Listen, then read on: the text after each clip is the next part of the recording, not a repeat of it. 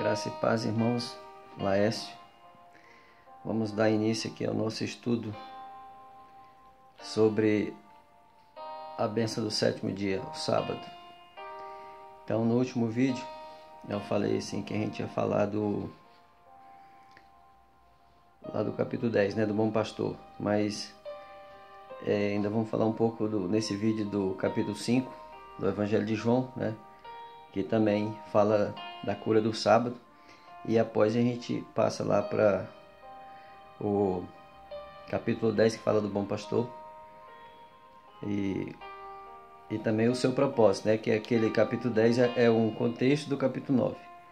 Então aqui no capítulo 5 do Evangelho de João, no versículo 1, a gente vai ter que ler o capítulo todo. A gente vai lendo, eu vou explicando para a gente poder entender o que Jesus, o que ele estava fazendo e qual o seu processo para o futuro, né? Para o sábado, que é o milênio, para o sétimo dia. Então aqui no capítulo 5 do Evangelho de João, no verso 1. Passadas essas coisas, havia uma festa dos judeus e Jesus subiu para Jerusalém. Ora, existe ali, junto à porta das ovelhas, um tanque chamado em hebraico Betesda, o qual tem 5 pavilhões. Nestes jazia uma multidão de enfermos, cegos, coxos, paralíticos. Presta atenção, ó, cegos, coxos e paralíticos, né, os enfermos. Então, paralítico é o que não anda, né? Cego é o que não vê, e coxo, acho que é o que anda mancando, né? Então, isso também tudo tem um propósito. Aí,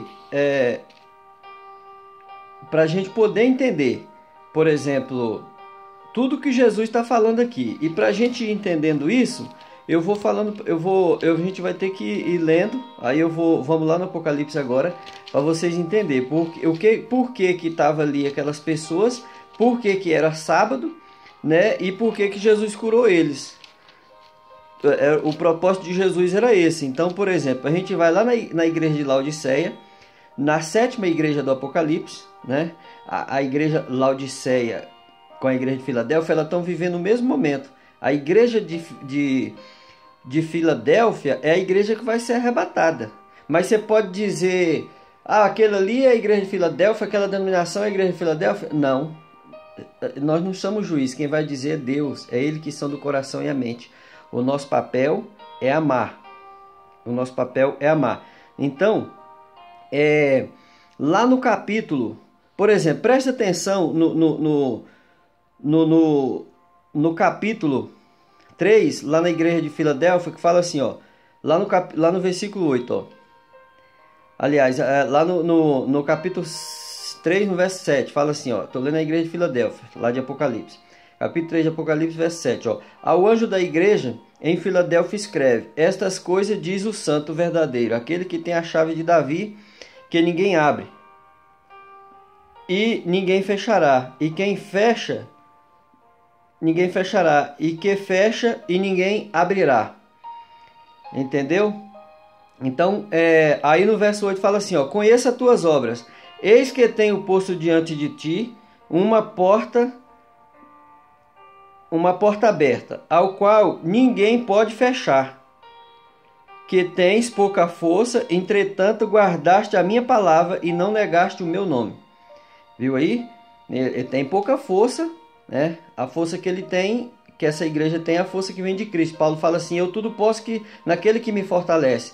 Aí as pessoas gostam desse versículo: eu tudo posso naquele que me fortalece, né? Aí a gente vai lá em Filipenses, no capítulo 4, lá no verso 13, né? Onde fala esse versículo: eu tudo posso naquele que me fortalece. Mas antes do verso 13, onde ele fala esse versículo, presta atenção no verso 11, para vocês verem, ó. Eu estou lendo agora Filipenses capítulo 4, verso 11. Ó: digo isto não por causa da pobreza, porque aprendi a viver contente em qualquer situação. Tanto sei estar humilhado, como também ser honrado. De tudo, em todas as circunstâncias, já tenho experiência, tanto de fartura como de fome. Viu aí? O apóstolo Paulo passou até fome. Mas o apóstolo Paulo, aquele homem que ouvia Deus, que era cheio do poder de Deus, depois de Jesus Cristo, foi o maior pregador, ressuscitou até mortos na sua oração, passou fome. É o que a Bíblia está dizendo.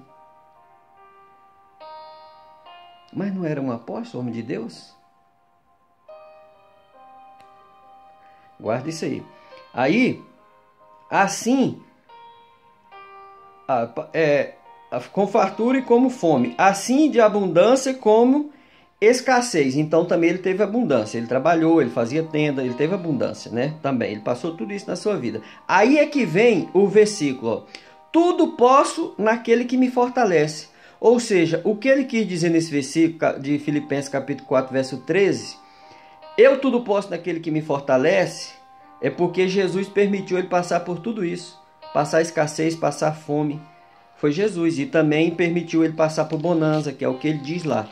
Então vamos voltar para o Apocalipse, né? Então a igreja, aí ó, nós estamos lá no capítulo 3, no verso 8, né, de Apocalipse que a gente leu. Agora vamos ler o verso 9, ó. Eis farei que alguns dos que são da sinagoga de Satanás, desses que a si mesmo se declaram judeus e não são, mas mentem, eis que os farei vir e prostrar-se aos teus pés, e conhecer que eu te amei.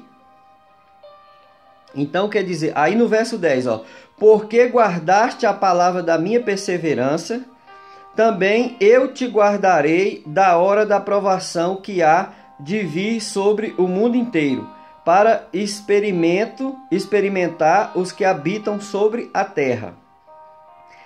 Aí é que ele fala, tá vendo? Ó, porque guardaste a palavra da minha perseverança, também eu te guardarei da hora da provação que há de vir sobre o mundo inteiro, para experimentar todos que habitam sobre a terra. Então, quando começar a provação, a igreja de Filadélfia vai estar aqui ainda. Mas Jesus vai guardar ela, né? Por ela ter guardado a palavra de perseverança. Aí ele fala no 11, ó, venho sem demora, conserva o que tens para que ninguém tome a tua coroa, né? Então, ao vencedor, falo-ei santuário do meu Deus, né? Coluna no santuário do meu Deus, e daí jamais sairá. Gravarei também sobre ele o nome do meu Deus, o nome da cidade do meu Deus, a nova Jerusalém, que desce do céu, vinda da parte do meu Deus, e o meu novo nome. Quem tem ouvido, ouça o que o Espírito diz às igrejas. Viu aí? Às igrejas. Então não está falando para a igreja, as igrejas, totalidade, né? Aí agora, preste atenção no verso 14 do capítulo 3, que ele vai falar para a igreja de Laodiceia, ó. Que essas duas igrejas estão vivendo o mesmo tempo agora, nesse tempo. Ó. Fala assim, ao anjo da igreja de Laodiceia escreve, esta diz o Amém. Por que o Amém? Porque é a última igreja, né? A testemunha fiel e verdadeira, o princípio da criação de Deus. Conheça as tuas obras, que nem és frio nem é quente. Quem dera fosse frio ou quente. Assim, porque és morno, nem és quente, nem frio, estou pronto a vomitar-te da minha boca. Aí eu pergunto, tem como a pessoa vomitar algo que não está no corpo dela? Não, né? Então, para ela vomitar, tem que estar no corpo. Viu aí? Pois é. Aí ele fala assim, ó. Mas aí ele presta atenção que ele fala assim, ó. No versículo 17, ó. Pois dizes, estou rico, abastado e não preciso de coisa alguma. E nem sabes que tu és infeliz, sim, miserável, pobre, cego e nu. Viu aí? Então aqui, viu lá a característica lá daquele dos homens lá que ele curou? Cego, coxo, entendeu? Esse pessoal. Aí fala assim, ó. Aconselho-te, então agora ele está aconselhando, ó. Aconselho-te que de mim compres ouro refinado pelo fogo, para te enriqueceres, vestiduras brancas para te vestires, a fim de que não seja manifesta a tua vergonha da tua nudez, Então o que ele está falando aqui, o colírio que ele está falando é para ver, é a cegueira, é para curar a cegueira espiritual. A roupa que ele está falando é as vestes de salvação. Então, e aí fala assim, para que não manifeste tua vergonha e a tua nudez, e o colírio para ungir os teus olhos, a fim de que vejas, né, ver a visão espiritual. Eu repreendo e disciplino a quantos amo. Sê, pois, zeloso e arrepende-te. Então ele está exortando para arrepender. Aí no verso 20 fala, eis que estou à porta e bato. Ó, se alguém ouvir a minha voz, abrir a porta, entrarei na sua casa e cearei com ele. Entrará onde? Na sua casa. Aqui não está dizendo entrarei no templo, né? Na denominação. Não, ele está dizendo entrarei na sua casa e cearei com ele e ele comigo. Ao vencedor dar-lhe-ei que sentar comigo no meu trono, assim como também eu venci e me sentei com meu Pai no seu trono. Quem tem ouvido, ouça o que o Espírito diz às igrejas. Aí você pode perguntar, mas vai entrar na minha casa, eu não posso ir na igreja mais? Não, você pode. Você pode ir na igreja, mas quer dizer que você pode ir lá, ter comunhão com os irmãos, glorificar a Deus, pregar, né? Exercer o dom que Deus te deu, que seja cantar, louvar, profetizar. Mas ele está dizendo que vai entrar na sua casa. Aí você pode dizer, mas é o coração. Sim, também. Mas no dia que você converteu, ele já entrou no seu coração. Então o Apocalipse está falando coisa de futuro. Então a casa que ele está dizendo é a sua casa mesmo. É onde você estiver, entendeu? Ele vai estar com você.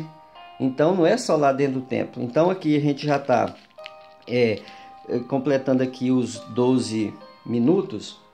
E aí eu vou gravar um outro vídeo, né, para a gente continuar lá no capítulo 5 do Evangelho de João, né, para poder a gente entender. Então eu fui lá no Apocalipse, falei para que a nossa mente abra e que a gente entenda o que Jesus estava fazendo e o que ele quer dizer, o que ele queria dizer. Amém? A todos graça e paz, que o Senhor abençoe você e a sua família em nome de Jesus.